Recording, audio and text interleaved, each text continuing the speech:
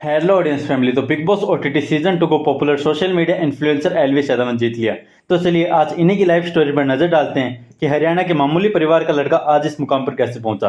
तो एल्विश का ओरिजिनल नाम सिद्धार्थ था, लेकिन उनके बड़े भाई ने उनको एल्विश नाम दिया, जिनकी अब डेथ हो चुकी है। तो जिसके ऑनर में उन्होंने अपना नाम एल्विश यादव रख लिया। तो एल्विश यादव का जन्म 14 सितंबर 1997 को हरियाणा के गुरुग्राम की एक मिडिल क्लास फैमिली में हुआ था। उनके पिता एक कॉलेज प्रोफेसर हैं जिनका नाम रामावतार यादव है। उनकी मां हाउसवाइफ है जिनका नाम सुषमा यादव है, और उनकी एक बड़ी बहन भी है जिसका नाम कोमल यादव है। एल्विस अपने चाइल्डहुड से बड़ी एंटरटेनिंग पर्सनैलिटी रखते थे, जिसको कंटिन्यू रखते हुए उन्होंने इस पर्सनैलिटी को अपने पैशन में तब्दील कर दिया। जहाँ एल्विस यादव हमेशा से ही अपने स्कूल के ब्राइट स्टूडेंट थे, जिन्होंने 12th में 96% पास की थी, जिसके बारे में उन्होंने बिग बॉस के घर पे भी जिक्र किया था। अपने स्कूलिंग के बाद उन्होंने हंसराज कॉलेज न्यू दिल्ली से अपने बीकॉम की डिग्री पूरी की, और इसी के दौरान उन्होंने यूट्यूब पर भी वीडियो बनाना स्टार्ट किया, जिसकी इंस्पिरेशन इन्होंने अमित बडाना, आशीष चंचलानी और हर्ष बेनीवाल जैसे क्रिएटर से ली। जहां उन्होंने कॉमेडी वीडियो से अपना फैन बेस बनाया और धीरे धीरे रोस्टिंग और ब्लॉगिंग पर भी शिफ्ट होने लग गए, जिससे उनका फैन बेस और भी काफी ज्यादा बढ़ गया है। लेकिन एक मिडिल क्लास फैमिली की तरह उनके पेरेंट्स को भी उनके यूट्यूब करियर से काफी ज्यादा प्रॉब्लम्स थी। जहां उनके पापा उनको सरकारी जॉब करवाना चाहते थे, बट एल्विस को अलग ही हिस्ट्री क्रिएट करने के मूड में थे। लेकिन उनकी स्टार्टिंग की जर्नी उतनी भी आसान नहीं रही जितना हम सोचते हैं। जहां उनके हर यूट्यूब क्रिएटर की तरह उनकी स्टार्टिंग में उतनी वीडियोस उतनी रीच नहीं आ रही थी, और इतना खराब रिस्पॉन्स आ रहा था, जहां उनकी वीडियोस मुश्किल से 1K तक पहुंच पा रही थी। लेकिन 1-1.5 साल मेहनत करने के बाद भी जब उनकी वीडियोस पर उतनी रीच नहीं आई, तो फाइनली उन्होंने यूट्यूब छोड़ने का फैसला लिया। लेकिन तभी उनकी गुड वर्सेस बेस्ट फ्रेंड करके कोई वीडियो वायरल होगी, जिसकी वजह से उनकी बाकी की वीडियोस पर भी व्यूज और रीच आने लगी, और उनके सब्सक्राइबर्स का ग्राफ भी ऊपर जाने लगा, जिसके बाद उन्होंने कभी पीछे मुड़कर नहीं दिखा। अभी आपको 2019 वाली यूट्यूब वर्सेस टिकटॉक वाली कंट्रोवर्सी तो याद ही होगी, जिसका एक बड़ा हिस्सा सब लोग कैरी मिनाटी को मानते हैं, बट शायद आपको पता नहीं होगा कि उस कंट्रोवर्सी के बीच एल्विस यादव ने बोए थे। जहां एल्विस यादव ने कुछ टिकटॉकर्स पर रोस्ट निकाला, जिसपे कुछ टिकटॉकर्स ने रिएक्ट किया, जिसने इस कंट्रोवर्सी को जन्म दिया।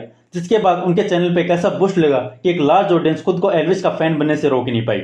अब अगर एल्विस यादव की मंथली इनकम की बात करें, तो एल्विस सिर्फ यूट्यूब से 15 से 20 लाख रुपए आराम से कमा लेते हैं, जिससे उनकी नेटवर्थ ऑलमोस्ट 30 से 35 करोड़ तक बताई जाती है। और यही वजह है कि एल्विस का कार और बाइक कलेक्शन भी काफी ज्यादा अच्छा है। जहां उनके कार्स की बात करें तो उनके पास स्पोर्ट्स 718 बॉक्स्टर, टोयोटा फॉर्च्यूनर लेजेंडर और हुंडई वर्ना है। अगर बाइक्स की बात करें तो उनके पास रॉयल एनफील्ड क्लासिक 350 और केटीएम ड्यूक है। अब अगर उनके बिग बॉस ओटीटी की जर्नी की बात करें, जो बिल्कुल आसान नहीं थी, जहां उन्हें कई बार वाइल्ड कार्ड कंटेस्टेंट होने पर ट्रॉफी के लिए अनडिजर्विंग बताया गया, तो कई बार उनकी कई भी बात को तोड़ मोड़ कर उनकी मां के सामने उन्हें टीआरपी के लिए ह्यूमिलेट किया गया, और इतनी मुश्किलों का सामना करने के बाद भी फाइनली उन्होंने ट्रॉफी अपने नाम कर ली। तो भाई लोग, एल्विस यादव की लाइफ स्टोरी से हमें अपनी लाइफ में कंसिस्टेंसी और कभी ना हार मानने वाले जज्बे की इंपॉर्टेंस सिखाती है। लेकिन बिग बॉस ओटीटी की ट्रॉफी जीतकर जैसे एल्विस यादव बाहर आए, उन्हें अननेसेसरी हेट का सामना करना पड़ा, जहां पर कुछ लोग उन्हें छपरी तक करने लगे। उनके अगेंस्ट सोशल मीडिया पर रील्स और ट्रेंड्स चलने लगे। अब इस पर उन्होंने रिएक्शन देते हुए इसे एक नेगेटिव पीआर बताया, जो फुकरा इंसान ने कराई थी। अब इस मामले में भी काफी दिनों तक गर्मा गर्मी चली, लेकिन फिर एक दिन एल्विस यादव और फुकरा इंसान ने बैठकर इस मामले को रिजोल्व कर लिया। अब यह मामला ठंडा हुआ था कि एल्विस यादव ने जयपुर में एक बंदे को पीट दिया, जिसका रीजन उन्होंने ये बताया कि वो बंदा उन्हें गाली दे रहा था। अब इस पर भी लोगों की काफी मिली-जुली प्रतिक्रिया आई, जहाँ कुछ लोग ये बोल रहे थे अगर गाली दी तो उन्होंने पीट के सही किया। वहीं कुछ लोग ये भी बोल रहे थे कि एल्विस यादव अब बड़े सेलिब्रिटी बन चुके हैं, और अब उन्हें ऐसी छोटी-मोटी चीजों को इग्नोर करते रहना चाहिए, क्योंकि सेलिब्रिटियों को गाली देना इस देश में कोई नई बात नहीं है। अब ये मामला भी ठंडा हुआ था कि अभी थोड़े दिनों पहले एल्विस यादव की एक और बड़ी कंट्रोवर्सी हो गई, जहाँ वो किसी स्ट्रीट क्रिकेट लीग जैसे किसी लीग में खेले थे, जहाँ पर उन्होंने मुनावर फारूकी को गले लगा लिया। अब इस पर उनके कुछ साथी यूट्यूबर बिल्कुल भी खुश नहीं थे, जहाँ रैंडम सेना ने तो उन्हें क्लियरली बोल दिया कि उन्हें इस चीज के लिए माफी मांगनी होगी। अब उनकी ये कंट्रोवर्सी चल ही रही थी। एक और यूट्यूबर मैक्स ट्रेंड, जो पिछले 8-10 महीने से उन्हें पोक कर रहा था, उसने भी इससे रिलेटेड एक ट्वीट कर दिया। इस पर एल्विस यादव ऑफेंड हो गए और उन्होंने मैक्स ट्रेंड को मिलने के लिए बुला लिया। अब उसमें उनकी क्या बात हुई वो तो अब तक क्लियर नहीं हुई, लेकिन एल्विस यादव ने लिटरली मैक्स ट्रेंड को पीट दिया, और बहुत बुरी तरह से पीटा। जब इसकी रिकॉर्डिंग बाहर आई तो एल्विस यादव को काफी ज्यादा हेट मिलने लग गई। अब इस पर रिएक्ट करते हुए वो मैक्स ट्रेंड के पास गए और उन्होंने मिलकर ये मामला भी सोल्व कर लिया, जिसमें रजत दलाल का भी इन्वॉल्वमेंट था।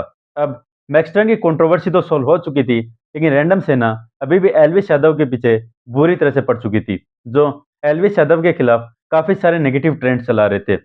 अब इससे भी परेशान होकर एल्विस यादव ने रैंडम सेना से भी माफी मांग ली। तो अभी ये मामला ठंडा हुआ ही था कि अभी कुछ देर पहले ही एक और केस सामने आया, जहां पर स्नेक वैनम केस में एलविश यादव को अरेस्ट कर लिया। अब यार, जिस तरह से एलविश यादव की कंट्रोवर्शियल लाइफ चली है, इससे हमें एक और सीख मिलती है कि आपको जितना ज़्यादा हो सके कंट्रोवर्सीज और विवाद से दूर रहना चाहिए, क्योंकि अभी आपका इन्फ्लुएंस काफ़ी सारे लोगों पर पड़ रहा है और अगर आप ही ऐसी कंट्रोवर्सी करोगे तो आपके फैंस और लोगों पर क्या ही असर पड़ेगा। तो एलविश यादव की बायोग्राफी और कंट्रोवर्सीज पर आपके क्या ओपिनियन है, कमेंट सेक्शन में बताएं। बाकी अगर वीडियो थोड़ी सी भी इंफॉर्मेटिव लगी हो तो वीडियो को लाइक एंड सब्सक्राइब करें। Thank you.